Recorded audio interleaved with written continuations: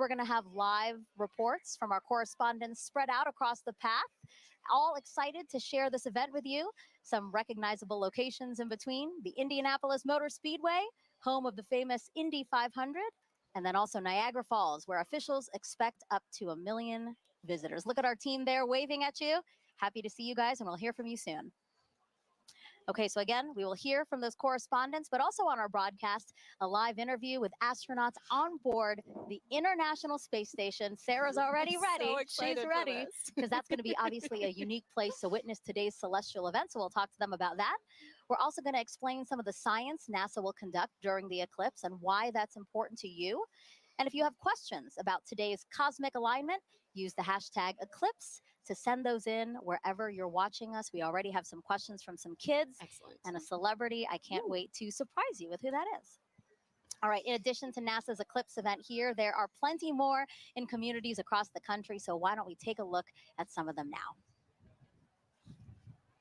All right, so this is the California Academy of Sciences. That's a beautiful place to witness. Wow, looks like they have great weather today. They're only going to get a partial eclipse there, but, you know, still, that is more than enough reason to get outside and enjoy some time with your friends and family. Waco, Texas, people have their seats. They're ready to go. They're all comfortable. I see some coolers there. Oh. And this is the Adirondack Sky Center. They have a big field for people to be, you know, a couple of days ago, we saw the same field. It was covered in snow. So I'm glad they have a nice place to sit. Exactly. And Kennedy Space Center, the famous rocket garden that we have at the visitors complex there, that's also a cool place to watch a partial eclipse. Yep. Yeah. And then lastly, the Mentor Civic Amphitheater, a nice big field again to take a look out into and enjoy today's event. I'm sure that'll fill up soon. Yes, I'm sure. Still gathering there. All right, very much a party atmosphere we've seen in some of those watch parties, and especially here, again, the music, the exhibits, all the things happening here kind of reminds me of a sporting event, you know? So because of that, I'm going to ask you, who's the GOAT today, right? Is it the moon, is it the sun, or is it the earth? I mean, I'm a lunar scientist, so I may be a little biased, but you got to go with the moon on this one, right? It's the moon that is like coming in for the block today. It's all the action to the moon. I love that sports reference, but I'm going to have to say Earth. Because, well, first of all, we love our home planet, right? But because we're here, the moon has something to project its shadow on, and that's why we have the celestial alignment and show we're about to see today. That's where I'm going. That's how I'm going, yeah? All right, and now we want to know which team you're on. You can cast your vote by going to @NASA Solar System on Facebook, X, or Instagram, and we'll reveal the winning team at the end of the broadcast. Earth.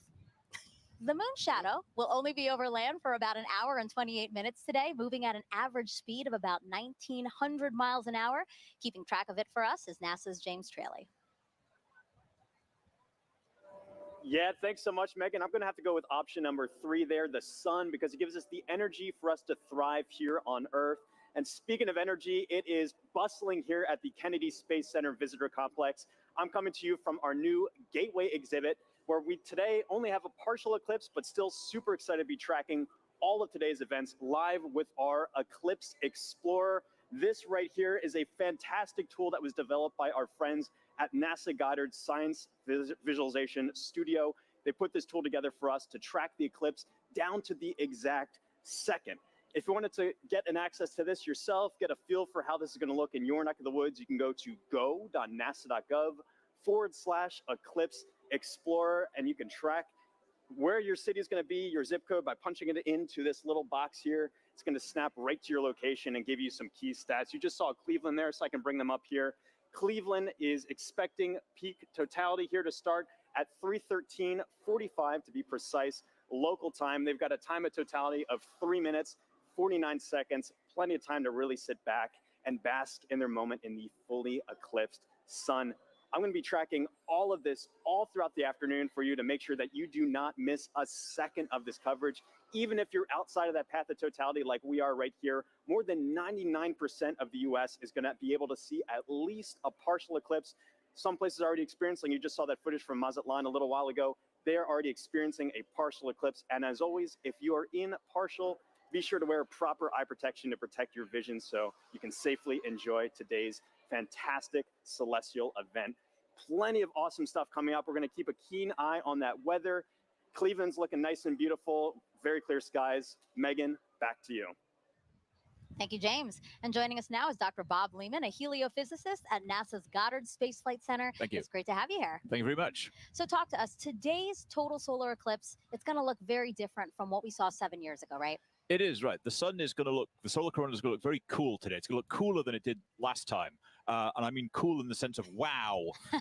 Not cold. Not cold, because the solar corona is like 1,000,000 degrees.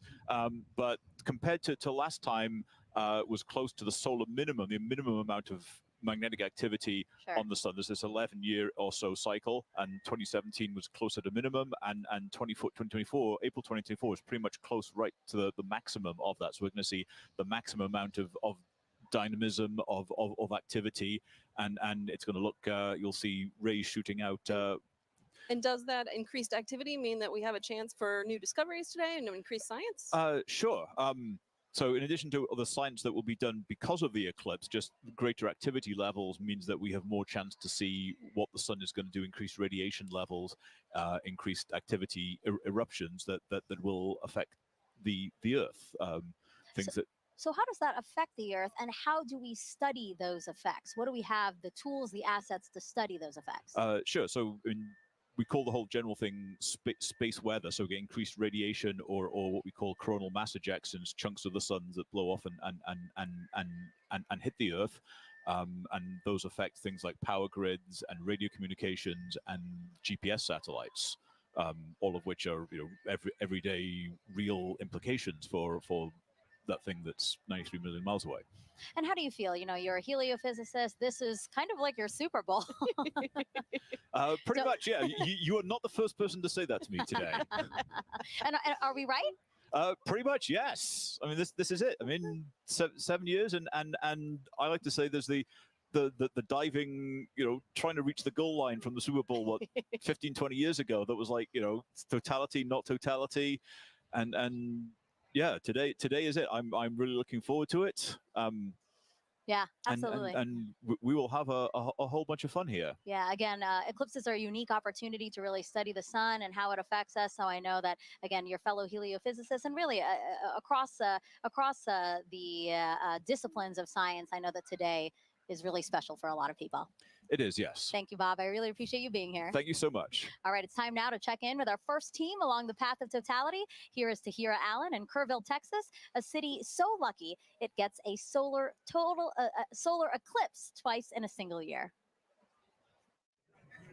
Thanks, Megan, and welcome to Kerrville, Texas. I'm Tahira Allen with NASA Communications. And I'm Gina DiBraccio, the Deputy Director of Heliophysics at NASA Goddard. We're live from the Kerrville Eclipse Festival, where tens of thousands are gathering to witness the second solar eclipse that has passed through this town in just 6 months. Now, this is incredibly rare, and people have traveled from all over the world to share in this spectacular moment right here at the crossroads of the eclipse. Now, Gina, we were lucky enough to be here last year for the annular solar eclipse. How does it feel to be back? The annular was such a spectacular experience, but I'm already feeling even more energy today, and it's I'm like so double excited the crowd. to be here. It is. Yeah. No, and we have a full day of celebration in store. The town really turned out for this event. This morning, we heard from the mayor, and we are surrounded with food and shopping and different activities. I think I saw the Texas State Astronomy Club here giving out free telescope viewings. So it's just a really, really special moment for people to come together and enjoy this celestial event. It's right to hear it. And we had some cloud coverage today. It's looking to be pretty it's good, going back and forth. So fingers crossed. Regardless of how this turns out, we have live music and dancing afterwards, so it's going to be a good day. Absolutely. And this is going to be my first total solar eclipse. Awesome. And so last year was incredible with the annular. Folks, if this is your first total solar eclipse, let us know in the comments wherever you're watching. We'd love to hear it. So this is also a good time to remind everyone that it is not safe to look directly at the sun without specialized eye protection for solar viewing. Now that is except during the brief phase where the moon is completely covering the sun, and that will only be for those in the path of totality. Now we have a special guest that you might recognize popping in to share some important tips to make sure you stay safe during today's events. Hi, Eclipse enthusiasts. Lance Bass here, and I want to tell you how to protect those eyes and stay safe during a solar eclipse. During these celestial events, the sun, earth, and moon are in sync, creating solar eclipses. You can look directly at the sun during a total solar eclipse, but only when it's completely covered by the moon for a brief period known as totality. This is a really special moment. At all other times, you should wear eclipse glasses so that you don't say bye-bye-bye to your vision. Seriously. And eclipse glasses are not the same as regular sunglasses. No, they're not. Safe solar viewers are thousands of times darker and will have a specific certification that you should look for right here. Don't be a space cowboy and try to look directly at the sun. If you don't have eclipse glasses, you can use an indirect viewing method, like a pinhole projector. You can make one of these with something as simple as an index card with a hole, or a colander, or even your hands. With the sun at your back, you can safely project an image of the sun through the hole onto a nearby surface like the ground. It's gonna be me who is wearing my eclipse glasses, and so are you. Now, you can't have an eclipse without the sun, the moon, and the earth. And as you heard from Megan and Sarah earlier, we've been hosting a friendly competition to see which one of these three teams that you're siding with today. Now, Gina, I feel like it almost goes unsaid here, but I have to ask, I don't want to assume, which team are you repping today? You probably were going to guess sun. Oh, Team Sun. Who would have thought? You're right. No. So heliophysics, it's the study of the sun and its influence on everything. And it impacts all of our planets. And today, the solar corona is stealing the spotlight of the show. So Team Sun for me. I guess it really is the star of the show today. But you know what, Gina? I think I'm going to have to be a little bit biased too. Okay. So International Observe the Moon Night, which is NASA's annual celebration of all things moon, actually falls on my birthday this year. Okay. So I think I'm having a little bit of a lunar connection. All right, Team But Moon. for those watching, if you haven't joined the fun yet, you can vote for your eclipse team on NASA Solar System Facebook, X, and Instagram. We're going to be sharing those poll results throughout the show, so be sure to go vote for your team. Now, also during the broadcast, you can send us questions using #Eclipse on social media. We have teams standing by online to answer, and we're going to be taking some of those questions live on today's show. Now, speaking about taking questions live, Gina, we actually had some kids send in videos before today's show. Oh, nice. So let's roll one of those right now. My name is Jonathan. My question is, will NASA do any experiments during the solar eclipse? Thank you. Oh, great question, Jonathan. Now, we have a bunch of different experiments that will take place during the eclipse today. So first, we're trying to study the solar corona. So we have NASA's WB-57 high-altitude research jet flying across the path of totality, taking pictures of that upper atmosphere of the sun, that corona, so that we can learn its composition, why it gets to be heated to extreme temperatures. But we also care about the eclipse's impact on Earth and the upper atmosphere. So we're launching 3 sounding rockets up into the atmosphere before, during, and after peak eclipse so that we can study how the atmosphere is changing as well. So, you know, we're studying it with a plane, we're studying it with rockets. Exactly. Any other way? You know, we have balloons, science balloons that are going up too, and we also have different ways that the public will be able to get involved in some of these experiments too. Thanks, Gina. And I actually have a great follow-up question to this. This is from Lisa on Facebook, who wants to know more about the sounding rockets. So they asked, why is NASA shooting rockets into the moon's shadow during today's events? Okay, let's talk more about the sounding rockets because they are a lot of fun. So the first sounding rocket will be 45 minutes before peak eclipse, the next one during that peak eclipse, and the final one after, 45 minutes after. And that's because we really want to understand the difference in density and temperature and these different factors in the upper atmosphere and really get a sense of how the atmosphere changes as the eclipse is coming and passes over. So we have all these rockets going up and it'll be a good day for that. Great, and hopefully we'll get to see a replay of that later on in today's show. That's right. Now, folks, it is really special for us to be back here in Kerrville, Texas, covering today's total solar eclipse. Just last October, an annular solar eclipse passed right through this town. Now, for a location to be at the crossroads of these two incredible celestial events is rare. Let's take a look at how the community has been preparing in the lead up to this big day. Kerrville is the eclipse capital of the state of Texas. It is known as being the capital of the Texas Hill Country. It's the epitome of Texas. Ranches, deer, beautiful streams like the Guadalupe here.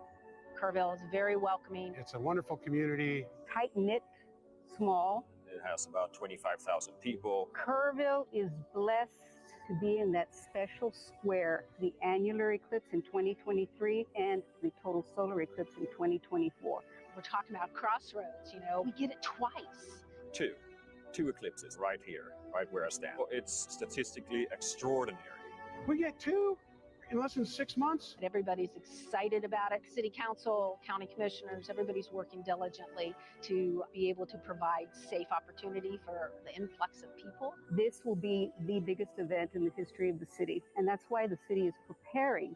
We're preparing to make the event enjoyable for everybody who wants to see this tremendous natural phenomenon. I think that Kerrville has done an awesome job of preparing, way in advance. It's getting that message out to people to make sure that they're taken care of personally, but then there's the science part of it, letting them know what is an eclipse. And I'm just having a great time going out and talking to civic organizations and clubs and talk about eclipses. So this will be my 4th and 5th solar eclipses. I've seen total eclipse in Nebraska. I drove 1,200 miles for a little over 2 minutes, and it was well worth it. And just couldn't believe the experience of the eclipse. I mean, it literally gives me goosebumps every time I talk about it. It's a visceral, emotional experience that is just, you have to experience it to understand. I thought I knew what it would be like, but I gasped at the sheer wonder. It's going to be you're going to hear that intake of air and awe. It was the most beautiful natural thing I've ever seen. So to have an eclipse basically in my backyard is just, it's indescribable.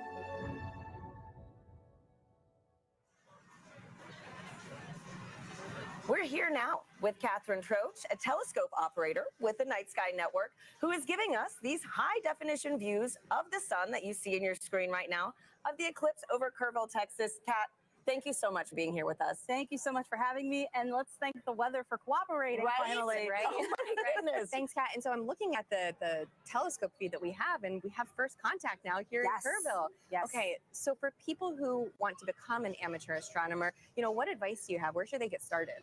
The easiest way to get started is to look up Night Sky Network. Night Sky Network has over 400 astronomy clubs in the United States. You would just use our search function to plug in your city and find the club that's closest to you.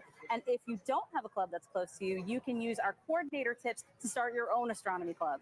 Wow, that is awesome. And you know what? For folks, if you want some more details on the Night Sky Network and other things on how to become an amateur astronomer, you can visit go.nasa.gov/Night Sky Network. Now, a fun fact about today's broadcast that I absolutely loved learning was that so many of our telescope views that you're going to be seeing today are from amateur astronomers. And so, Kat, again, on this topic of, sky gazing, I heard that those in the path of totality might be able to witness more than just a total solar eclipse today. Could you give us a sneak peek on what we could expect? Absolutely. So if we have clear skies in the path of totality, as it gets darker, you'll start to see 2 bright points of light. That would be Jupiter and Venus. And then as we get to totality, you'll be able to see the fainter planets, Saturn, Mercury, and Mars. And if you're lucky, you'll be able to catch Comet 12P. Oh, what a crazy, cosmic alignment today, So, man. Great. So for the amateur astronomers that actually want to view today's celestial event, what tips do you have for them? So, of course, you need to have solar protection. You need to have solar-safe glasses. And you need to have solar filters for your telescopes, your binoculars, your cameras. But you can also use indirect viewing, like a pinhole projector box, or you can use a disco ball. A disco ball? Yes. Wait, how does this work? Can you, walk us through this? So as the sun hits the mirrors, and it'll cast a little reflection onto the surface here, you'll see little crescent shapes as the eclipse progresses. That is incredible. We need to keep that disco ball. Oh, yeah. Right? No, seriously. So, Gina, didn't you say you could also use your hands That's at one right. point? You can take your fingers and weave them together to let the light project through so that you can see the projection of the eclipse on the ground. Absolutely. That's fantastic. So a lot of different ways to be able to view today's event. There's no one wrong way to do it, unless you're just using to do it. Yeah, just do it. Just make sure you do it safely. And so, Kat, too, earlier you gave me a little reveal of your shirt. It is too perfect for today's show.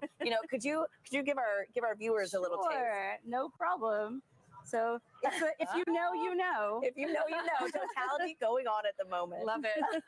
Thank you so much for being here, Kat. Thank you again Kat. for having me. Absolutely. And so now coming up soon, we're going to get our first views of the total solar eclipse as it begins in Mexico, sweeping across North America. We have correspondents all along this path who are going to bring you live into the action as it happens. First up, let's check in with Joy Ung in Dallas, Texas. Thanks to Harry and Gina. So welcome to the Dallas Arboretum and Botanical Garden. I'm Joy Ung, and as you can see behind me, we have a lot of people eagerly waiting for the total solar eclipse. It's so amazing to hear so many people talk about the sun and the moon, and what makes this day even special is that the eclipse gives scientists a really unique chance to do science. So to tell me more, I'm here with NASA scientist, Dr. Ashley Greeley. Thank you so much for joining us. Hi, Joy. Thanks for having me. So firstly, how are you feeling about today? I'm feeling really excited. The skies are starting to clear out and it looks like we might get a pretty good show. Fingers crossed.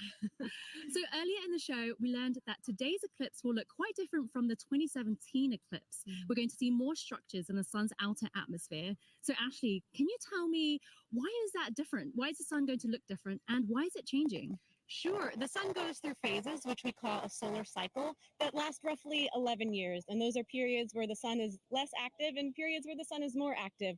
We're entering a time of solar maximum, which is really exciting because that means that the sun is more active. Its magnetic fields are more dynamic. We may see features here, such as streamers, which looks like little spiky wisps in the sun's atmosphere, which we call the corona, and then little prominences, which look like little pink arcs on the surface of the sun. Yeah, we're really excited to see this, and we hope that we'll see some really interesting features. There may be a little bit of asymmetry as well in the magnetic fields, and I don't know, I guess we'll have to find out in about an hour. So the sun is changing. So do those changes affect life on Earth at all? Sure, yes. The sun does affect life here on Earth. We have a term that we call space weather, which applies to the field of study of everything from the sun to the Earth and in between, and how that affects life here. We are fortunate that on Earth, we are protected from things coming from the sun by our magnetic fields, which shield us from those explosions that come from the surface of the sun that we talked about. And those can result in really fun occurrences, such as the aurora. There can be some negative side effects, but those are mostly limited to things that are outside our magnetic fields. The storms from the sun can interfere with satellites, and it's something we really have to think about as scientists as we start to plan for putting humans on the surface of the moon or potentially sending them to Mars. Those energetic particles that result from the sun can impact humans, so that's just something that we have to learn about and take into account. So the sun is always there, of course, but why are eclipses a good time to study these effects called space weather? Yeah, eclipses are a really cool time for scientists to be able to study the sun. It's really hard to completely cover the disk of the sun in order to study the sun's atmosphere, especially that inner part of the atmosphere. We're really fortunate that here on Earth, our moon is just the right size and just the right distance from Earth that it can completely block out the sun's disk during total solar eclipses. So we're really able to observe that inner atmosphere in a way that we can't normally. So this event is really exciting for both scientists and the public alike, and that's just such a cool experience to share together. Thank you so much, Ashley. So if you're lucky enough to be in the path of totality, keep an eye out for that sun's outer atmosphere, the corona, and you'll know that you see these spiky features, and it's because the sun is heading towards its most active phase. So for now, let's head to our friends in Russellville, Arkansas. Jasmine, how are things looking on your side? Joy, things are looking absolutely fabulous in a very sunny downtown Russellville, Arkansas. As she said, I'm NASA's Jasmine Hopkins, and I'm coming to you live from the Depot District, where the city is throwing a massive block party, all in celebration of the total solar eclipse. Now, people in Arkansas have great reason to celebrate because this is only the second total solar eclipse visible from the state since it was first established in 1836. And the next one visible from here won't happen for another 2 decades. So people around me are gearing up for what feels like a once-in-a-lifetime opportunity. Now, it's not just the residents of Russellville that are excited. On average, the city has about 29,000 residents, but for the past 8 months, they've been preparing to receive upwards of 100,000 tourists right here in the city. Now, of course, NASA has been a big part of that preparation. So to show you what we've been doing to help, I have a video here to show you. So we have been talking to the next generation of space explorers right here in Arkansas. We started off at Arkansas Technical University, and then we moved on to Russellville City Schools, where we spoke to hundreds of students all the way from 8th grade to 12th grade about this total solar eclipse. We had NASA's Marshall Space Flight Center, the Arkansas Air National Guard, the U.S. Space and Rocket Center, and even the Paris Observatory joining us all the way from France. Now, during that moment of totality, Arkansas will experience from 94 to 100% obscurity from the sun, and we'll have 4 minutes and 12 seconds to really soak in that fantastic cosmic event. Now, until that moment, of course, we are telling the residents to stay safe, keep those solar eclipse glasses on. But now let's go from Arkansas to Illinois with Blair Allen. How are things looking for you? Jasmine, we're super excited here because crowds are filing into the stadium, but the main story here is the weather. Everything looks absolutely good and clear for totality today. We're very excited. We're just hoping, just like 2017, a little cloud doesn't come in and obscure things. But I tell you what, there's been a total solar eclipse here in 2017. Observation did not stop at SIU. Joining us now are 2 SIU students who actually did some observing.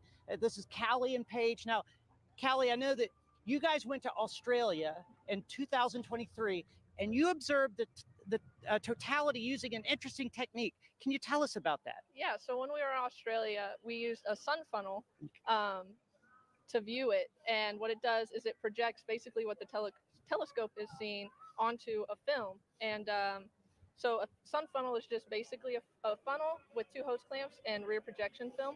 And it just projects the sun, and we actually captured a picture of totality as that eclipse was happening. And it's pretty cool because it allows other people, instead of having to go through the eyepiece, you get to see it. Pretty impressive. Now, Paige, you guys are going to do some observation today.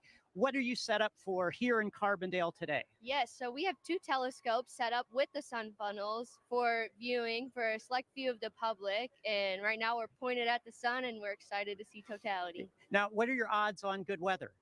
It's looking pretty good. I'm excited. Isn't that great? I'm so excited. I tell you what, one final question, because I know you're experts with solar safety, but Team Earth, Sun, or Moon? We're both Team Moon. Team Moon, Team Sun. I tell you, that's the best you're going to get, but we're all pro eclipse. Back to you, Tahira. Let's go Team Moon. So as you can see, folks, we've got a lot of exciting things in store all across this country, and that was only half of it. You're going to meet three more of our locations later on in the show. Now, Gina, we've got a ton of questions coming in online right now from our viewers. Yeah. How do you feel about some Q&A? Let's answer some. Okay, perfect. Let's do it. So our first question is from Fair Cerritos on Instagram, who wants to know, how can I help NASA? You can help NASA by participating in the eclipse. If you can see it today, go outside, enjoy the moment, or download the Globe Observer app. You can do that right now before the eclipse crosses your path. You need a thermometer, and you just record the local temperatures and the cloud coverage. Fantastic. Globe Observer app. So thank you so much, Gina, and thank you to everybody sending in those questions. We'll take some more later on throughout the show. For now, let's check back in with Megan and Sarah in Cleveland, who are standing by with an out-of-this-world surprise. Yes, quite literally that, Tahira, because we have a special treat for our viewers right now, joining us live in space, 250 miles above the Earth in the International Space Station. Everyone, please help us welcome NASA astronauts Jeanette Epps and Mike Barrett. Sarah, you've been waiting. I'm so excited. For this. Oh, there they are. Hello, everyone. Oh, Jeanette, Mike, thank you for joining us.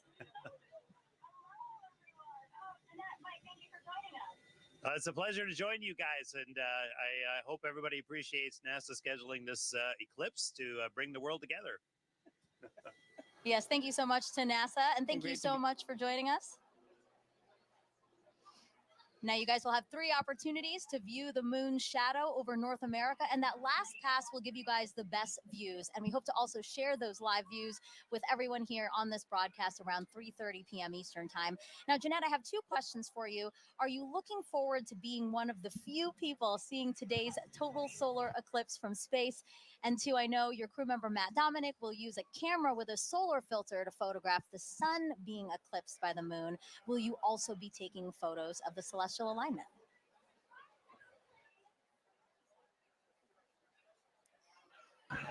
I'm definitely taking pictures of the solar alignment. I think we're very fortunate to be here at this special vantage point to see such a special event at this time. So I'm definitely excited. What about you, Mike? What's going through your mind as you're preparing to see such an awe-inspiring event?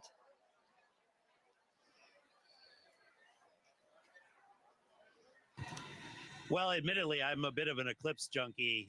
My first one was like when I was 19 with the homemade telescope in the desert, and a few since then. And actually, during the 2017 eclipse, I was on a chartered aircraft several hundred miles off the coast of Oregon watching it. And I got a strange bucket list, and this is one of the things that's on it, to actually watch an eclipse shadow cross the Earth from space. So I'm ecstatic to see this box gets checked and just to see this amazing thing from up here. Yeah, the fact that that was actually a box on your list is pretty That's amazing. amazing. And then now it's getting checked. So, for those wondering, this is what the moon's shadow will look like to Jeanette and Mike.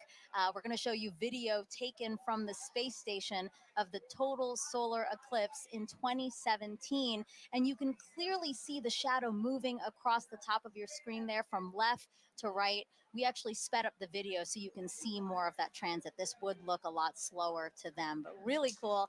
Jeanette, eclipses give us a unique opportunity to study the sun and how it affects the Earth. Can you tell us about the atmospheric waves experiment attached to the outside of the space station right now?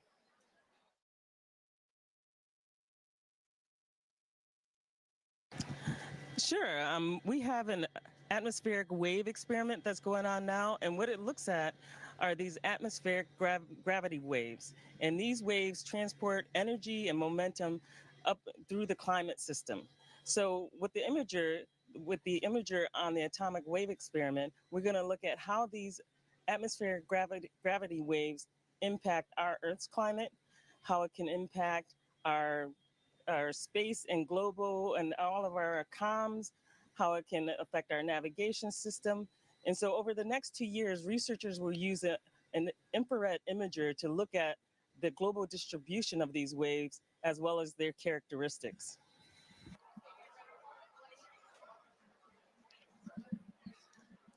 Mike, how does it feel to have a hand in maintaining the space station so that important science like the atmospheric waves experiment can happen?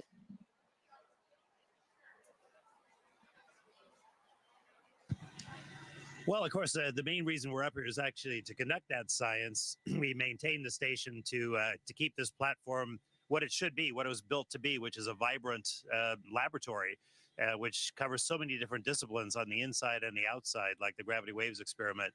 I mean, it's an honor and a privilege, as much as anything, to have a hand in that science. And we end up being basically the eyes, the hands, the on-site presence to conduct that science. And we get to be the first to see results of just amazing things that are years in the making by a bunch of really smart, ambitious scientific teams on the ground. So that's really where the joy is. Maintaining the station is just like maintaining a research ship, something I actually quite like. So I feel very much at home in that role. It's still blowing my mind. I mean, we're here in Cleveland, Ohio, live. You guys are up in space in the International Space Station. I can't believe the opportunity that has been afforded to us, and I hope our viewers really enjoyed this time with you. And I hope you enjoy the show from up there.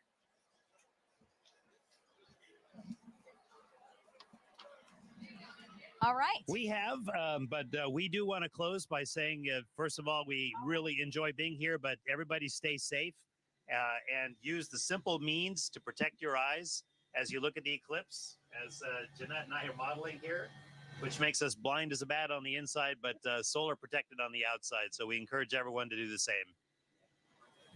Really great advice from both of them. Thank you so much. both. Sarah and I have our glasses, right. and we're We are ready to ready go. too. Also blind. if we don't do this.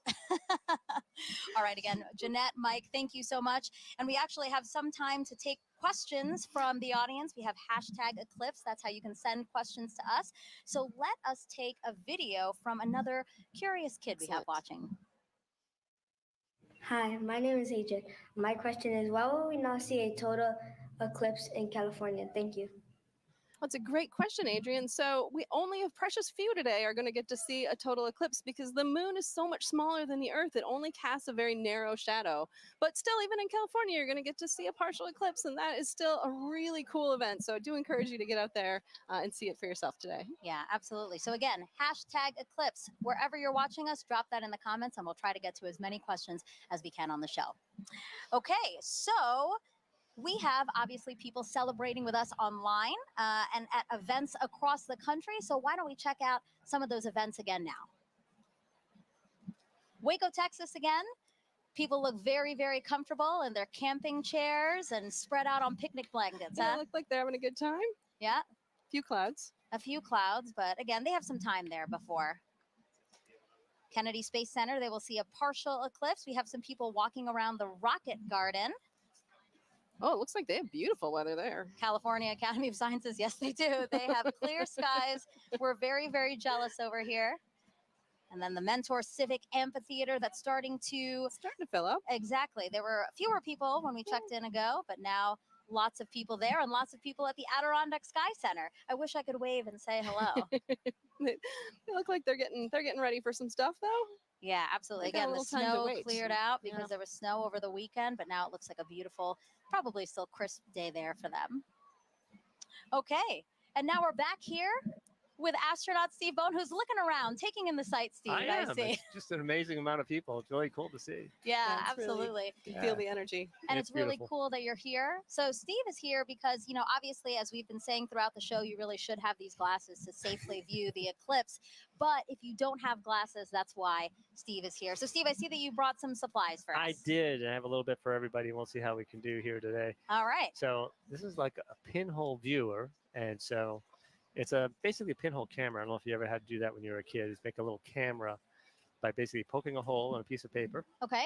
And then using that to focus onto a screen. Okay. And so we all have pins here, I guess. Yes. So we have a paper plate, we Yeah, the have Eclipse pin. index card, and we have pins. And I have my Crew 6 pin. Nice, nice. All right. So what do we do, Steve? Basically, all you have to do is poke a hole in the cardboard. Okay. And the size of the hole will determine the focal length, the focal distance of your viewer. And it Okay. has to be big enough that the light will come through. And it's sometimes hard to do if we don't have like direct sunlight. So you want to make sure you have a big enough hole. I think Okay. that'd probably be enough. Yeah. And then what you'll end up doing, if we had the sun, you could basically over your shoulder, don't look at the sun. Sun behind us. Sun behind us. Yes. And so you hold this up, and you'll that. see, you can actually get, there it is. I can see. We do see it with the lights, the studio Yeah, lights. you only need a little bit, and then depending on how far in and out you move it, and the size of the hole, that gives you your focal length, Got it. just like a lens. And basically, like we're saying with the studio lights, if something were to pass over the studio lights, that same shadow essentially would be projected through Absolutely. the index card right now. That's how you safely watch it. That is a good, safe way to watch it. There's a lot of other ways to see it as well. I know And, that. oh. I have that. Come prepared. Colander, right? Yeah. So that's a lot of fun because if you're in an open area like this today, and you don't have your glasses or you just want to see something really cool, again, put it over your shoulder and hold it. You'll get a big array of all those little eclipses happening on the ground below you. Yeah, actually, I think we have a picture of that. I'd love to see that because really it is Yeah, a it's very, pretty. perfect. Look at Yeah. that, Steve. Oh, yeah. Well, I mean, even if you don't have anything, right? You can Yeah. actually use your hands to make your own sort of improvised pinhole camera. Absolutely. That's amazing. And, you know, I was explaining a little bit ago that in my own yard during the annual eclipse, when I was out working in the yard, and I said, hey, there's an annular eclipse going on. So I went under a tree, and I was looking at a tree, and then on my driveway, all these little eclipses, just Oh, that's hundreds of them. amazing. Yeah. And it's absolutely amazing pictures. Great. So I hope if So- people have trees near them, they can take a look at that. Steve, thank you so much You're for very being welcome. here. We really appreciate Have it. a great day. All right, so the eclipse is getting closer and closer to the west coast of Mexico. We will experience totality there at Mazatlan, in particular, 2:07 p.m. Eastern Time. So let's head back over to James at our eclipse board for another look at the path of totality. Yeah, thanks so much, Megan. A lot coming up very soon, and make sure you know exactly when to go outside to observe that totality if you're on our path, or even right now, if you're experiencing a partial eclipse. I've got in our Eclipse Explorer here, I can zoom out just a hair here to show you this. I've got our penumbra on, so this is all the places inside here already experiencing a partial eclipse. You've been seeing some great feeds from our camera in Mazatlan, Mexico. They've been experiencing that kind of crescent sun for a little while now. They're just about 20 minutes out from actually experiencing totality itself. They're going to have a long window where they are 4 minutes and 17 seconds. For some context, back in 2017, the last eclipse that swept across America, the longest time was only around 2 minutes and 40 seconds. That was in Carbondale.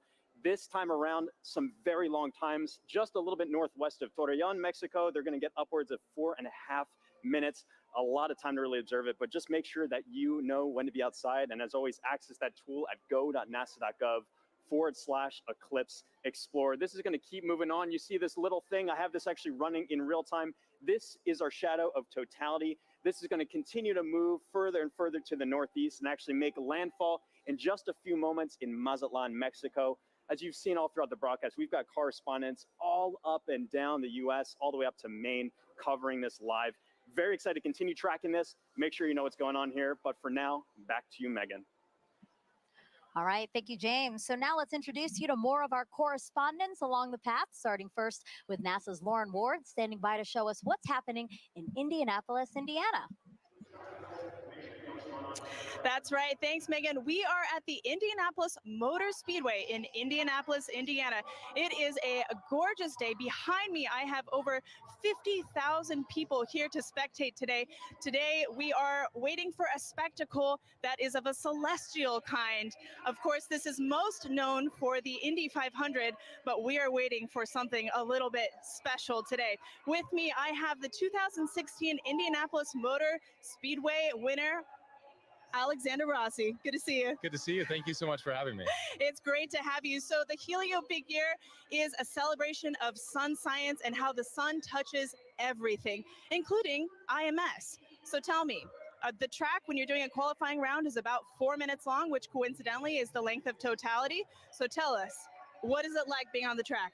You know what? The sun plays a huge role in determining the performance of the car based on the track conditions. So we actually, when it's a day like this, as much as it's beautiful for the fans, it's actually very difficult for us as drivers because as the surface heats up, the oils come to the top of the asphalt and it actually becomes slippier. So that's surprising to people. They think that temperature would mean grip, but it is until a certain point. And then once it kind of crosses over 100 degrees on the surface, you start to actually go the other way. Wow. And tell me about those tires. How does the sun affect those? So we use slick tires. So Firestone tires are slick. On a road car, you have tread, right? Because they're supposed to be used in all conditions. Slick tires actually have a bigger contact patch, more surface area, so they generate more grip at a temperature, right? So they operate between 180 to 230 degrees Fahrenheit. Again, the sun is good until a point. When they go over that 230 degree mark, you start to lose that grip again. Ooh, all right. Well, we have a little competition going on today. We're trying to determine whose big day is it? Is it the sun's, the moon's, or the earth? So my question to you is, are you team sun, team moon, or team earth?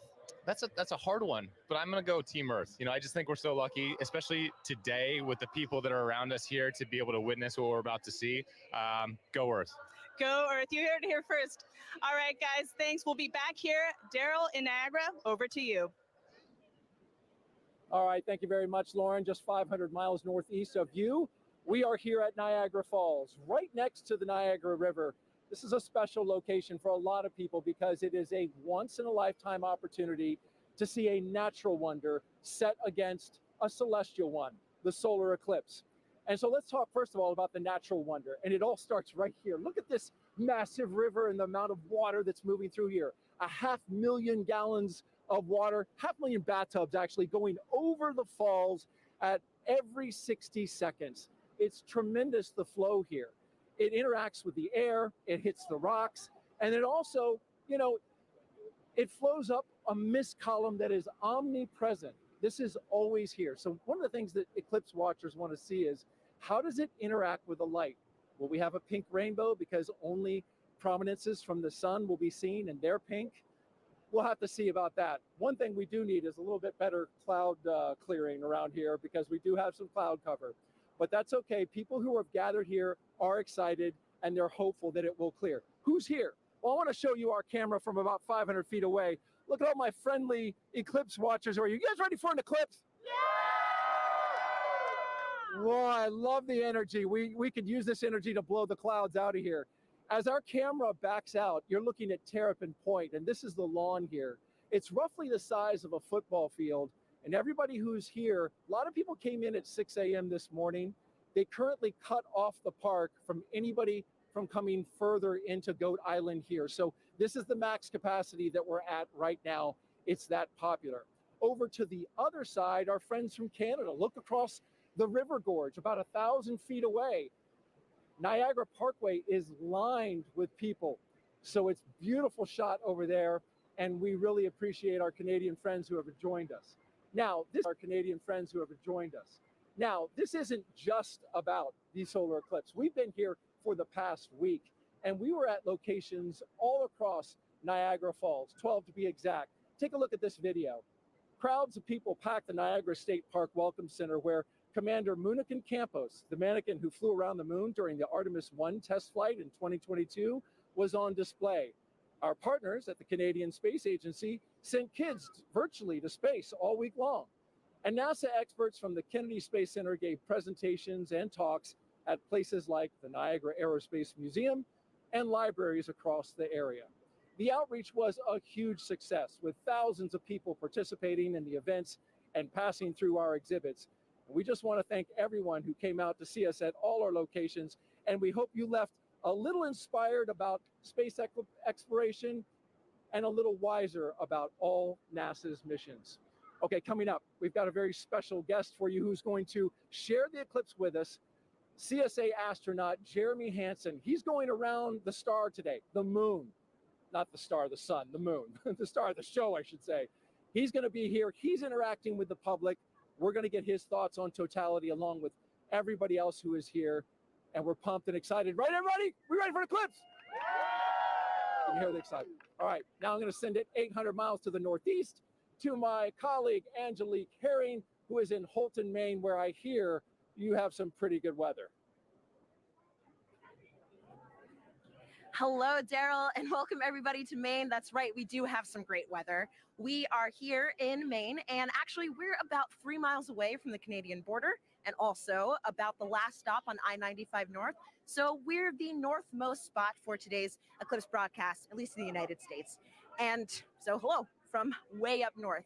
Now, just like Daryl said, we do have some excellent weather here in Maine today. We've been here for a couple of days, and it's actually been pretty wintry right up until about yesterday. We had snow, it was pretty cold, but you know what? Today, the sun is out, the skies are blue, and it's looking like perfect conditions for an eclipse, or as the Mainers would say, wicked good weather. Now, we're actually standing here in Market Square in Maine, and we are outside of the Temple Theater, where it has actually been in operation since 1919. Over the last 150 years of its operation, it's seen everything from silent films to burlesque shows, and today it's got a more celestial show with the eclipse. Now, the last eclipse to come through Maine was actually in 1963, and that eclipse is only visible for about a minute. In contrast, today's eclipse will be visible for at least just about 3 minutes or so. So everyone here is going to have a lot of time to take in the celestial show, really soak in the event. And the next eclipse won't be coming through Maine until 2079.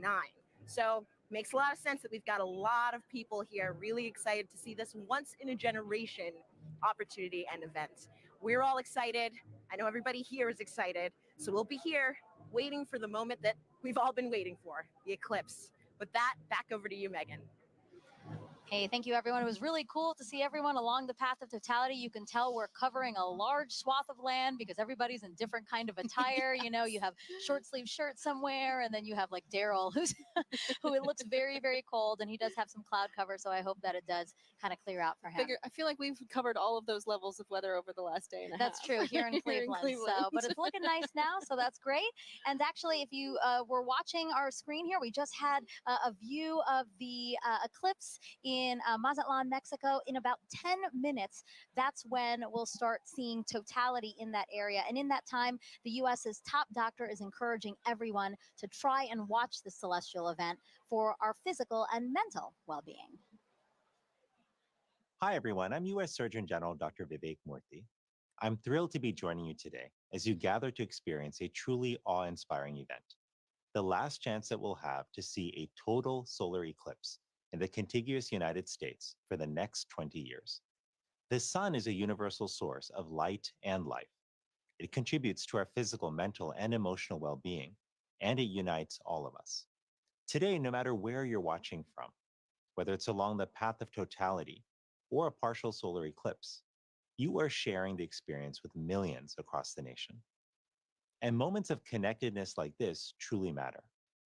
Last year, I issued a Surgeon General's advisory warning about the public health crisis posed by loneliness and isolation.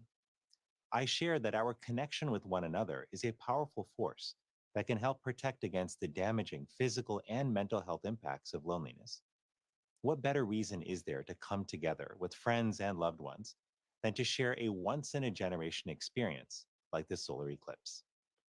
This is an experience that will stay with you, precisely because of the awe that it inspires. Awe allows us to step outside of ourselves, giving us fresh perspective and opening us up to connections. So grab your eclipse glasses and let's enjoy this moment together. Some great advice. Thank you so much. All right, we have time for other hashtag eclipse questions. Sarah, are you ready? I am absolutely ready. All right, let's take a look at this video from a familiar face. Hey everyone, I'm Scarlett Johansson, and I play a NASA Public Affairs Director in the new film, Fly Me to the Moon.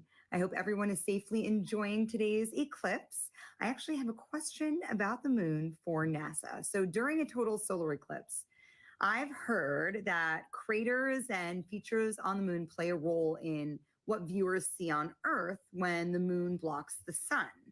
So why is that? Question, Scarlett. So yeah, as we, the moon isn't a smooth marble. It actually has big, high mountains and valleys, these craters. And as we approach totality, sometimes you'll hear people talk about Bailey's beads, and these are the last few moments of sun creeping through those deep valleys. Yeah. Just before we hit totality. Yeah. Absolutely. Thank you so much. It's so great to have you here to answer some of these questions, and we plan to take more. If you send them in, hashtag eclipse again. Okay, if you're just joining us, I'm NASA's Megan Cruz, and this is NASA lunar scientist Sarah Noble. And as you can see, you are watching the official NASA broadcast for today's total solar eclipse. And we are in the heart of downtown Cleveland, where NASA is celebrating this celestial alignment. Take a look at our shot from the air. That is how many people who are just here at the Great Lakes Science Center alone. So many more spread out throughout Cleveland because, again, the last time this city had a total solar eclipse was 1806. But again, just down the road, we have the only NASA center in the path of totality.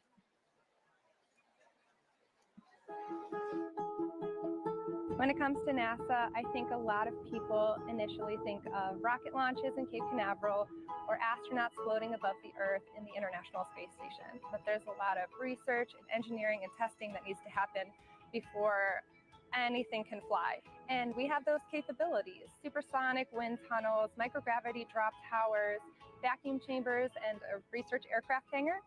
And that's why people from all over the world come to NASA's Glenn Research Center right here in Cleveland, Ohio. What we work on, power, propulsion, communications, you need it for anything that flies. We like to say the road to the moon goes through Ohio, and that's because our test facilities are crucial to advancing the Artemis program. Part of our vision for going back to the moon and establishing a sustainable presence is having a lunar gateway. A lunar space station can fly successfully around the moon and sustain astronauts there. and we are leading the program that's developing the power and propulsion element. NASA's Neil Armstrong Test Facility in Sandusky, Ohio. It's the only place in the world where you can test a full-size spacecraft for all the extreme conditions of launch and spaceflight. Right now, we have the Orion spacecraft. This is a spacecraft that actually went around the moon, but we're using it as a test article now to make sure that in the launch environment, that spacecraft is safe. When it comes to aviation, every U.S. plane has NASA Glenn technology on board, which makes your flight cleaner, safer, and quieter. And looking at solutions like electric and hybrid electric propulsion systems that will reduce or give us different ways of converting energy that are cleaner. Our center partners with a lot of community organizations to share NASA's discoveries or just get kids excited about science, engineering, technology, and math. I really enjoyed the VR experience. It was really cool to be able to sit like I was an actual pilot flying. I feel like I could potentially look into considering aerospace. We've also made it our mission to prepare Cleveland for the April 8th total solar eclipse. We demonstrated different types of hands-on activities for educators to share with their students, as well as the science behind a total solar eclipse. My favorite thing about Glenn is our people. Not only are they crazy smart, but they are genuinely good people. And we are literally part of almost everything NASA does. And so what's really great about being here is you're in the heart of it all. And joining us live is now NASA Administrator Bill Nelson. So great to have you here for this celestial event. Thumbs up. Thumbs Thank up from the you. administrator. Now, Administrator, why are solar eclipses so unique, such a unique opportunity to study our sun? Because you have the alignment of three celestial bodies, and unique things happen when that occurs. And it has a profound effect here on Earth. Just think about it. The middle of the day, all of a sudden, it gets totally dark. And us earthlings are not accustomed to that, and nor are the other little earthlings. Right. All the animals. But it's also an opportunity for us to study much more one of those celestial bodies, and that's our star, our sun, and our star in our solar system. And we can find out more about that gaseous explosion that's coming out from the core of the sun when we can see it better. And we can see it better because we're not looking at the bright ball. You're suddenly looking at that corona, that mass of gases that are coming out from the edge of the sun. Right. And you don't have to be a scientist, right, to study this event, right? How do we get help from people across the country to help us study these things? Well, by asking them. Make a note of anything that you observe and then share that with us. All right, and Administrator, you know, we have to take precautions when viewing a solar eclipse. Remind everyone what we should be doing today. Okay, you've got some glasses. That's right. That's right. The glasses We're are all ready. absolutely essential. You want to put these on as it is starting to have that moon move in front of the sun. And we don't want you to damage your eyes. Right. And it's incredible. You put these glasses on in the normal sun of the day, you can't see a thing. Can't see a thing. But when you Yes. look at the sun, you will be protected. Administrator, thank you so much. We really appreciate your time here. And now we're going to head it back over to James at the Eclipse board. Whew, yeah, the countdown is on. Just a few moments left until the eclipse makes landfall in Mazatlan, Mexico. Right here, you can see where that eclipse totality shadow is right here. It's going to continue moving very rapidly onwards to Torreon, where we also have a live feed covering all of this event. Super excited for that big moment. And let me actually just go to our moon board here, and we can play through this at 60 times speed. I'll zoom in a little bit here. And Scarlett Johansson had a question a bit earlier about the kind of rippling effect that we see of the eclipse shadow. When you first see this right here, at first glance, you might think it's low resolution or we're lacking some kind of information here. The inverse is actually true. This is actually incredibly high resolution, this shadow projection that we have, because of data that we've been gathering at our moon for more than 10 years, thanks to an orbiter called the Lunar Reconnaissance Orbiter. It's been mapping our nearest neighbor in incredible resolution. just really getting every single bit of valley or crater or mountain. All of those little imperfections on the moon are contributing to that shadow that we see rippling across the country. You're not going to be able to see that from the ground, but looking from space, you see that really cool effect of kind of the rippling there here. So let's just preview some things to come here. In Mazatlan, they have that last little crescent sliver of sun. For now, if you're in that area, make sure you keep your glasses on until that sun is completely blocked out by the moon. That's going to be in just a few moments. You're going to have a long duration there, 4 minutes and 17 seconds. That sounds like a lot of time, but it's going to move like that. So make sure you are ready on the pulse. Again, for all of our locations up on this path of totality here too, make sure you set a timer on your watch or a phone or something to remind yourself to look outside and experience this. You don't want to miss this. If you do miss it, you got a long time to wait for the next big one across America. That's going to be in 2045. So make sure you're watching and watching safely here. You just saw some footage from Kerrville and Cleveland as well. It's a little bit cloudy in some places, really hoping that that clears out in time for us to have that beautiful view. But in just a few moments right here, this eclipse is going to be coming up in Mazatlan, Mexico. So for now, this is going to be really exciting. The countdown is on.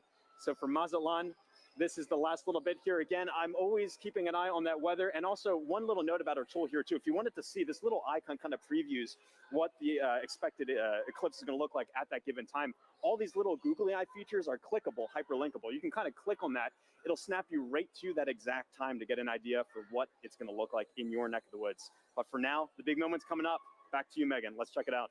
All right, thank you, James. And as you can see, wow, we just have a tiny little faint sliver left of the sun in Mazatlan, Mexico. We are expecting totality in 1 minute and 35 seconds. You know, joining us now to walk us through this, Kelly Korrick, an astrophysicist with NASA's Heliophysics Division. Kelly, tell us about the science NASA is about to conduct right now in Mazatlan. So science that they're going to conduct is about the WB-57. So we're going to fly some planes over and make sure that we can actually see that solar corona, that that hot atmosphere that's around the sun that we're about to get once we reach totality. Yeah, and it looks like it's almost there. Yes, it's almost there. You know, we have a view right now of inside the cockpit of one of the WB-57s, or at least we're efforting one, because as you said, this is going to be a huge part of what we do in Mazatlan. Definitely, yeah. It's the there it is, Oh, Kelly. there it is. Oh, look at that view. So we're looking out. That's great. We're looking out, and it looks like we might be able to, we're seeing a lot of clouds, but hopefully a shadow as well as we're coming in to totality there.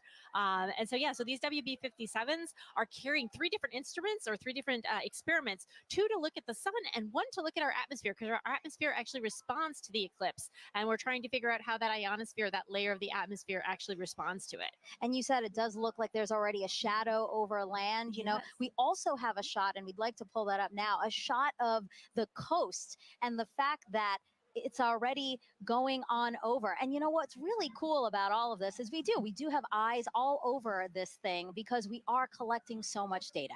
Yeah, definitely. I mean, we have the stuff here. We also have rockets on the other side of the country being launched. So again, study that. Oh, look at that. There's the diamond ring. That's right. We're not there, but I feel the energy just watching it. Yeah, so this is because of the craters and the peaks and valleys of the moon, we're seeing the last bits that are just getting through, and now we're getting to totality. This is great. So you're starting to see those pink fingers out there kind of sticking out. Wow. So again, totality here in Mazatlan, Mexico, the first community in North America to experience the moon completely eclipsing the sun. And if you are in Mazatlan right now, it is now safe to remove your eclipse glasses for the next 4 minutes. And you mentioned some of those pink filaments that we're seeing, right? Can you talk us a little bit through that, Kelly? Yeah. So those pink filaments, because they're helium rich, that's why they're appearing pink and they're hanging out there. Those could be the start of space weather. So there are lots of tons of material, billions of tons of material that could possibly be one of those explosions for space weather. The reasons why we really study the sun and try to understand how to live with the sun. Well, can you explain why space weather is important to us here on Earth? Definitely. So it's not just satellites that are interested in space weather. It's also our power grids, because of those energetic particles coming from those big explosions that can happen in the sun. That could damage our power grids. It could also do things like interfere with GPS signals. And I know we all use our phones to navigate everywhere. So if we didn't have that, that would be a big problem. So we're looking to understand it better so we can all mitigate all those things. Some of the movement we're seeing here is just just our telescope operator adjusting because, again, they needed to make some changes for before Totality. Now they're viewing it a different way. And then after Totality, we might see some shakes there as well. But I really just cannot believe how crisp it is. As we said, it's not a marble, but I mean, just the view of it is so crisp with these little, again, those filaments are just amazing that we can see that to such accuracy, you know? Right, definitely. And also the white fuzz. I mean, you're seeing something that's 1,000,000 degrees just hanging out all around the sun. And, 3 billion Earths can fit inside of there. So there's a lot of atmosphere there, all around there, just hanging out, being very warm. And so one of our mysteries is, and one of the B-57s are addressing. There you go, WB-57, our pilot. Yeah. He's flying. So basically, Kelly, he is going to fly and try to chase down the shadow for as long as possible, keep up with it as long as possible. Exactly. The shadow is much faster than the plane. However, they can chase it for a while and get an extra 2 minutes. So on the ground, we can only get 4.5 minutes, and they're going to get 6.5 for that plane. I love that they're waving to us. Oh, there you go. And now we're flipped. Now we're seeing the front. So again, they are in night. I mean, it looks very dark with only some light in the horizon. Yeah. Right. Yeah. And that's what we'll expect wherever we see Totality is the night sky is very dark. You might even see some planets or stars. And then you'll see like twilight all around at 360 degrees. Mm-hmm. What an amazing vantage point as well. My gosh. I'm very jealous. Kelly, are you jealous? I kind of feel like you're jealous. I'm kind of a little jealous. Yeah, I kind of want to, see if I can make a faster plane so we can, follow it all the whole way. Plus, they're up above the clouds, so they don't have to worry about the clouds. Exactly. Well, I do want to say a big thank you to the WB-57 pilots and the whole team supporting them for that great view. That was awesome. Kelly, you have a wealth of knowledge when it comes to the sun. And for those watching, if you're interested in learning more with her, check out her and other experts featured in the Sun series of NASA's Curious Universe podcast. And that QR code will pop up on the screen, and that'll take you straight to the episodes. Again, look at that double box we got there. We're showing you amazing views during this broadcast. A big thank you, actually, to the Solar System Exploration Research Virtual Institute, or SERVI, for providing the telescope views from Mazatlan. Yeah, the survey team down there, the survey team is based out of Ames, but it is a collection of teams across the country and across the world that are sort of studying the intersection of science and exploration, helping us get ready for our next trip with humans to the moon. Yeah, that's amazing. Okay, Totality is actually about to end in Mazatlan. Let's keep watching our screen right now for, again, what are we watching for, Kelly? We're watching for the diamond ring effect. So that's when the first bright light, we're starting to see it on the side there. So you're going to put your glasses on right now to protect those beautiful eyes, because now we're going back to the partial phase. Whoa, that's amazing. Wow. Kelly, that's a filter, by the way, everyone. That's why we're seeing that. But when you said put on your glasses, I'm so trained now to do it that I almost did it here in Cleveland. No, we're fine in Cleveland. We're still in Mazatlan. Again, what we're seeing is because we needed to adjust the filter now that, again, it's basically like putting on our glasses. The way that you said people on the ground need to put on our glasses, our telescope operators need to protect their own eyes as well as their equipment. Exactly. Well, thank you so much, Kelly. I really appreciate your time here with us. It was so fun to learn about the science and actually see the first eclipse come for North America here. So thank you so much. Thank you. All right. As you can see, there's a lot to learn about our sun and eclipses. So to explain it all in a really fun way for kids, NASA developed a clever game called Snap It. We have another QR code coming on your screen right now. Just scan that code, or if you're watching us on your phone, all you have to do is screen grab it, press on it later, and you can check out that game. Also the website, if that's easier for you, go.nasa.gov/snapit. Okay, so NASA can predict the total solar eclipse's path to a high degree of accuracy because of a spacecraft that launched nearly 15 years ago. This same spacecraft is now helping our Artemis 2 astronauts who'll be orbiting the moon next year.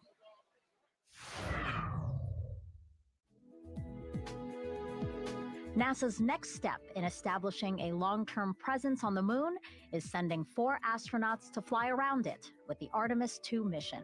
Part of the crew's training has been to study images from NASA's Lunar Reconnaissance Orbiter, or LRO. The spacecraft launched in 2009 and continues to use 7 instruments, including a high-resolution camera, to help us learn more about the moon's surface.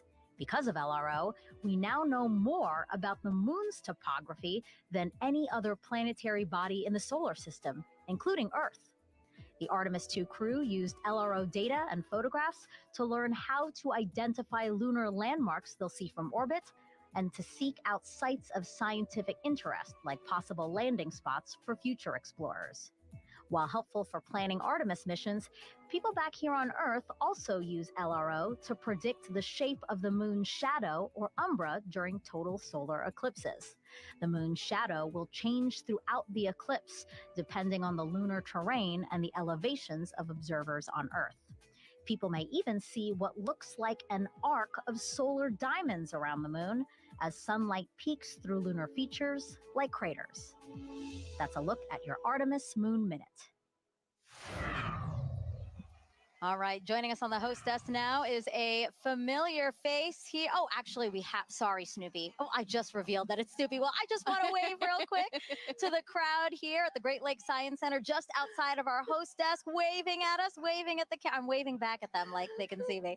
But I did just spoil the surprise. We do have Snoopy here, our chief safety officer here at NASA, and he's here to tell us how to safely watch the eclipse. So, Snoopy, if we were to watch the eclipse today before Totality, what should we do? That's right. You should have your glasses on. That's right. Well, and what about during Totality, Snoopy? Can we take them off then? Yeah, let me help you out here. Oh, Snoopy, there I can see your shining bright eyes. I love Snoopy. He's so funny. Now, Snoopy, I have to ask you a question, okay? So today we've been polling everybody, asking for the total solar eclipse today, who is the big star of the show, right? Is it the Earth? Is it the Earth? Is it the moon? Is it the sun? Okay, but you have to pick one. You have to pick one. You have to pick one. You don't want to pick one? All of them. All of them are great. That's right. Snoopy, thank you so much. I know you're super excited to see the total solar eclipse today. We're glad to have you here. Bye. All right, now let's head back over to Tahira in Kerrville, Texas. All right, thanks, Megan. I mean, what an incredible view from Mazatlan, Mexico. That was amazing. And folks, as you can see in your screen right now, we are less than 1 minute away from the eclipse crossing over Torreon, Mexico. Gina, how fast is this moon shadow moving right now? I mean, it's flying. It's going about 1,900 miles per hour as we're chasing it across the U.S. That is incredible. And so, you know, in Mazatlan, we were able to see the diamond ring effect. That's right. It was beautiful. Beads. So hopefully we'll be able to see that in Torreon right now. Yeah, we're watching that live feed. Yes, just to see this sliver crossing over the moon. That's right. We're getting so close there. Hopefully we'll see that diamond ring too. Wow. Look at this. And so we're about 10 seconds away. Here we go. Let's take it in. Wow. What a spectacular. Going into Totality. Wow. There you have it. We are in. Yep, that diamond ring came through, and we see a little bit of those Bailey beads too as we're looking at it. Those kind of the lights trickling through around the surface of the moon, coming through the peaks and valleys. So what are we viewing on the left-hand side? This almost pink color effect. Right. And so as we just heard from the last Totality, you know, these pink fingers are popping out a little bit. And those are those solar prominences. They're appearing pink because of the helium rich. But we can see it. Let's focus on the corona here, that glow that we're getting. And we can see basically these streams that are coming out, a lot of that energy and brightness that we do not have the ability to see on a day-to-day basis. So with this total eclipse, we're able to see that corona nice and bright coming through in Torreon. That is just a magical view. Oh my goodness. It is. Gina, okay, and so we've got so many questions coming in online right now from viewers watching this. Our first one is going to be from Justin, who wants to know, you know, right now we are seeing a pretty clear and spectacular view of a total solar eclipse. Yes. But Justin wants to know, what will it look like if it's clouded over? Right. So the view that we're getting right now, you won't be able to see that if it's clouded over, but you will have effects going on, right? You'll get a change in the temperature. So the temperature will drop. It'll still get darker as It's already getting dark here in Kerrville. I mean, we have some cloud coverage, right? And we're feeling a little extra wind. It's noticeably darker despite the clouds that we have. So you'll get some of those environmental effects, even if it's cloudy where you are. And so a great follow-up, you know, we've got Halloween Ghoul on YouTube who wants to know, again, Will the temperature change during totality, which I know you mentioned that it will get a little bit cooler. Yes. But do you know about how many degrees we can expect? Yeah, it depends on the location, the humidity, multiple factors, but it can change by about 10 degrees or so, depending where you are, maybe even a little bit more than that. And, we're feeling a little chilly kind of where we're sitting compared to what it was earlier. And I mean, I'm just staring at this view of totality that we have in Torreon. So we're about halfway through totality right now in Torreon, Mexico. And again, I know folks said that this is almost double totality than 2017, right? That's right. That's right. And so in 2017, we had a little more than 2 minutes. So we're lucky enough this time that we have over 4 minutes in some places too. This is so beautiful. And so our next question from Sibel on Instagram wants to know, why is the sun more active right now? Oh, so the sun is more active because we have an 11-year solar cycle. The sun goes from solar maximum to solar minimum, where it's changing its level of activity. Oh, and as you're seeing the screen, yeah, so I see in that the bottom right there, we can see that prominence extending out. And as we heard earlier in Mazatlan, that is potentially the beginning of space weather activity. So we're talking about solar maximum. If there's a time to see any of that space weather activity during the total solar eclipse, this is the time to do it. So let's watch that as we go through totality in our other locations too, and maybe we'll be lucky to see some of these features change for us. That is so beautiful. It is. And so Gina, too, how we're in a higher cycle. Solar cycle right now. How many years, is that fluctuation? Right. The solar cycle goes on for 11 years when it peaks in activity, and that's where we are, where the latest predictions are that we will reach that maximum sometime this year, and then it'll decrease in activity going back down to solar minimum. And so, Gina, I've got time for one more quick question from Christopher on X, who wants to know which other planets have the best eclipses. Oh, okay. Well, that's right. So eclipses don't only happen on Earth. Let's talk about Mars, for the fact that Mars does have eclipses when the moon crosses in front of Mars. Mars has 2 moons, and the rovers on the surface have captured images of those. But no other planet has a view quite like this, right? Nope, that is special for us. Just the distance and the size of the moon makes it such that it will completely block the sun as it's doing today. Wow. And you can see there's that diamond ring effect as we are coming out of totality in Torreon. What an incredible! Wow, it's a bright one too. Look at that. That is a bright one. So is this what, a Bailey's bead, or? So that's going to be that diamond ring. Just how bright it is. Bailey beads are a little bit smaller as they kind of bubble over the surface, but folks who are in that location should have those safety viewing glasses back on so that they can now view the partial eclipse that they are experiencing. Well, that is fantastic. And the next time we see this eclipse, it's going to be right here in Kerrville, Texas. So folks, the countdown is on. We've got about 10 minutes until we see this with our own eyes. You can hear people Yes, big moment right here in Kerrville. For now, let's check back in with Lauren at the Indianapolis Motor Speedway. Thanks to Hira. We are getting close to eclipse ourselves, but for now, we have a very special guest, NASA's very own Pam Melroy, Deputy Administrator and former astronaut. Pam, it's good to see you. Oh, it's great to be here. I'm so excited. It's very exciting. So what's it like being in Indianapolis for an exciting event like this? Well, it's a beautiful day here. And I love the fact that we're here with thousands of people in the Indianapolis Motor Speedway, but we're joining with millions of people around America looking up together to the sky. Absolutely. And tell me, is this your first eclipse? It's not my first eclipse, but it will be my first totality. Oh. I've seen several partial eclipses, but there's something mystical and mysterious and in some ways unifying about a total eclipse. And we're all going to feel it together. Absolutely. We could not have lucked out more on this weather today. So as a former astronaut, we know that sun science and space weather are very important to keeping our astronauts safe. What is space weather and why do we care about it? What is NASA doing to study it? Yeah, that's right. It's actually very important. It is of concern for astronauts who are in space because they experience the radiation of the sun that comes from solar flares and solar weather.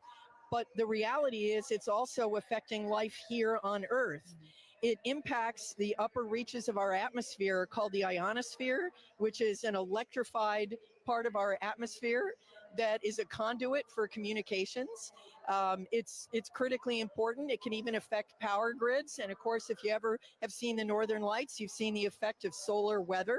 So, but really the focus for today is where that solar weather starts, and that's in the corona, the sun's atmosphere. It's very unusual, and we don't exactly know what's happening because the sun's atmosphere is millions of degrees hotter than the surface of the sun. So we are hoping to learn today more about how that happens and why that happens so that we can better predict those solar flares and those things that impact us here on Earth. Yeah, that's all extremely important and something that we're learning a lot today too. Pam, thank you very much for joining us today. Thank you. As we've learned, solar eclipses are very important to learn for many, many reasons. We have radio telescope operators who are studying the eclipse today for this very reason. Let's take a look at that work. When the moon blocks the sun during a solar eclipse, there is a noticeable impact on Earth's upper atmosphere, known as the ionosphere. These changes can affect radio communications, including amateur radio, also known as ham radio. Ham radio is a way you can talk to people all around the world. You set up a radio and antenna. You talk into the radio sends a signal up to the antenna sends a signal up to the sky. It bounces off of the electrified layer of the sky back down to Earth, where you can talk to the person on the other side. During the 2024 total solar eclipse, the HAM-SCI Citizen Science Project is inviting ham radio operators to transmit radio signals. The goal is to have people make as many radio contacts as they can with operators in different locations during the celestial event. By recording how strong their radio signals are and how far they go, ham radio operators and scientists can learn about how the ionosphere changes during solar eclipses. Sometimes you can talk around the world and sometimes you can't. And that's all based on what the ionosphere is doing, what the sun is doing. When it works and you are able to talk to these faraway places, I find that really magical. To learn how you can participate, follow Do NASA Science on X and Facebook.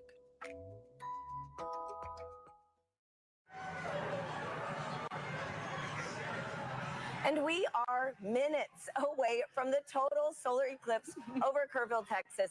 The temperature is dropping. As you can see, I have to throw on a jacket. The sky is dimming.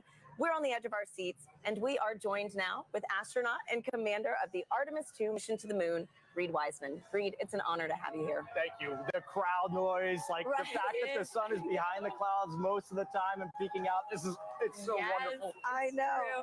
Thanks for being here, Reed. As you can hear, like, we are ready. We are right there. So exciting.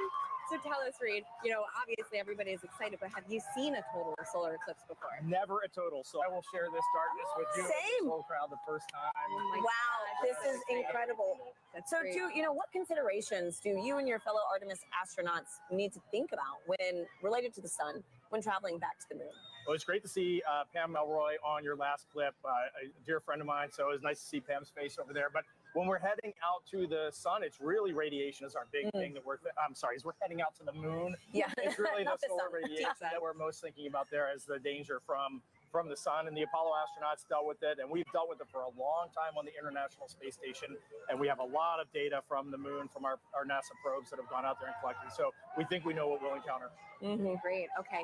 And tell me, Reed, how does it feel to be the commander of NASA's first crewed mission going back to the moon since Apollo? I'm flying with Victor Glover, Christina Cook, and Jeremy Hansen. The Dream team, yes. I know. So every day that I go into work, I won't say every day is easy, but every day is fun. And I'm flying with people that have principles, they have integrity, and they have just so much knowledge and professionalism. It's a dream come true. And getting to work with the whole team, the international team, it's the best. Wow. Well, thank you so much for being here with us, Reed.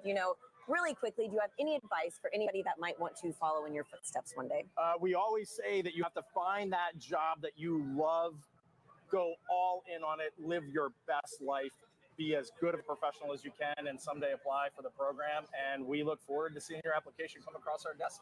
Thank you, Reed, and good luck on your upcoming mission. Thank you. Great to be here.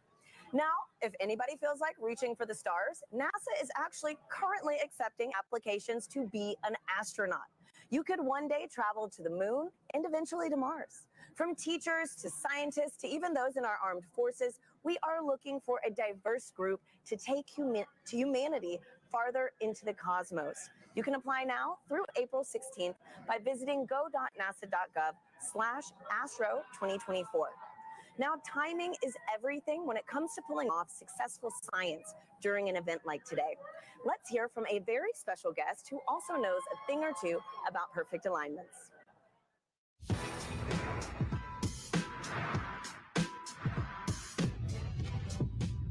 Hi, I'm Paul DeYoung, shortstop for the Chicago White Sox. What does it take to do my job? You gotta know your physics. I specialize in predicting the path of fast-moving objects at a split-second pace. At my position, it's key to know exactly where and when two paths will cross. Just like NASA needs to know when the Earth, Moon, and Sun will align to predict the solar eclipse. Working it all out on the whiteboard is one thing. Get ready for solar eclipse delay at Volcano Stadium. But seeing it in action is a whole other ballgame. And on April 8th, you can see just what I mean as a total solar eclipse crosses the United States. NASA has mapped the detailed shape of the moon's surface, so we know exactly where the moon's shadow will fall. And you know where to be to see the eclipse in person, even if it's from the stands. Don't miss your chance to experience the beauty of science in action and maybe catch a ball game.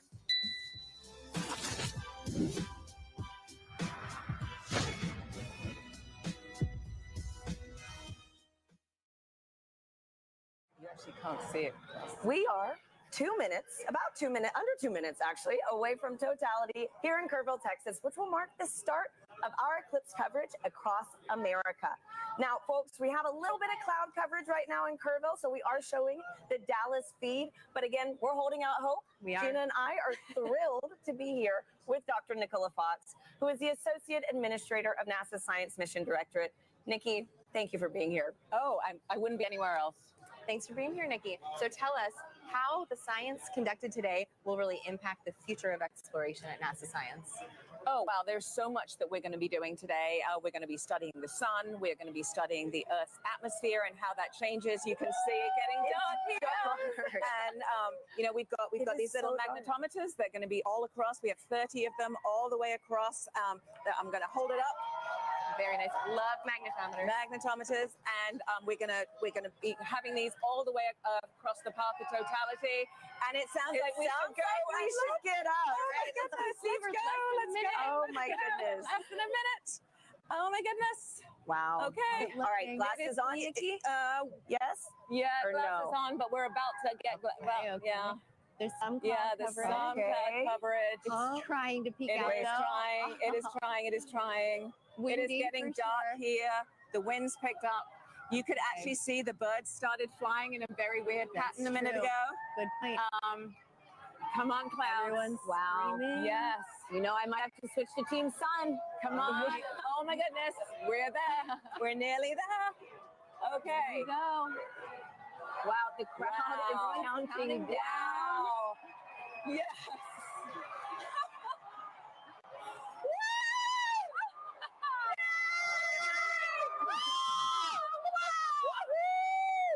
Oh my gosh, it's beautiful. Yes. Oh my goodness. That is amazing. I told you. No, go away, clouds. Go away, clouds. They're gonna Look at move. that. Oh my goodness. Goodness. I have been saying all day. Look how dark. Look how dark it is around here. Yeah. It is just this white ring. A white ring. Yeah. It's so dark. It is so dark. It is so You can see dark the here. planes in the sky You much can. better. Wow. You can. We Everybody's have just planes and screaming. helicopters and drones. The whole all over the crowd place is today. Look just Here at we the go. clouds are gonna clear for us. Yes. Yes. Woo! Woo! Oh my Look at that. Just It's look amazing. at that. That is And we have incredible. about, what, 4 minutes? Oh, yeah. to 4 just minutes fast. and 25 seconds. To be a Yes. I mean, this really, Yes. again, reminds you that we are on this one planet, you know, Yes. in this larger system. And you have to be on this planet to see what we're seeing. You do. right now. That's why we are Team Sun, Earth, and Sun. Moon. Because you need the moon for an eclipse. You need the sun for an eclipse. And we're Right. standing on the Earth to see it. Oh man. So All of NASA science represented by a total solar eclipse. And something that over 30 million of us today, at least in the path of totality. At least, yes. Able to witness this. 31 people living in the path of totality. So Doesn't imagine count how the many people travels. actually traveled here. Yes. Absolutely. Yes. This is getting me extra excited about all the science that we're doing. right? Yes. Yes. All right, those clouds are playing tricks on Those us clouds now. are being pretty mean. Yes. It was nice to get a taste, though. It's Wow. true. It is so dark. It is. We've got everybody is looking so up. I'm dark. so happy that, for so folks that good. travel, Yes. able to see this take place. That's right. And it's so- been such a great atmosphere here all day. Every time the sun comes out, everybody Everyone's cheers. cheering, Yeah. counting down. It has been incredible. And so, wow. That's true. Oh, Nikki, what's your favorite part about an eclipse? Is this your first? No, this is my second one. 2017. I was in Nebraska and I saw it there. But I think there's just you can study the sun, you can study the corona, but suddenly you see it with your own eyes, and it's that feeling of just wow, that is our star. Like it isn't just the sun anymore. That's a star, and you see it looking like a star. And as we study. As we look for exoplanets in other galaxies that might be able to support life, we need to understand our relationship here on this planet with that star. And That's right. so it's so important. And I think when you see it, you're just like, wow, it actually is a star. Yeah. It's not just a bright point of light in the sky. You can see the structure. You can see just how exciting the sun is and actually how dynamic it is. Yeah. And it's not often in heliophysics that we can actually see the science that we're doing with our own eyes. That is right. So it's That a is rare right. experience. Or even sharing it, millions of Have us so today. many people partake. Yep. That's right. It's pretty windy too here. It is windy. And so I know earlier in the show we've mentioned that total solar eclipses really might only pass through a certain location, say every 375 years. Mm-hmm. Yeah. Can you explain how come we don't see eclipses like this every day? month? Yeah, every month. Because the moon's orbit is actually tilted, and so most of the time when it passes in front, it doesn't block out the light for us. At this particular time, it is right on the plane between the Earth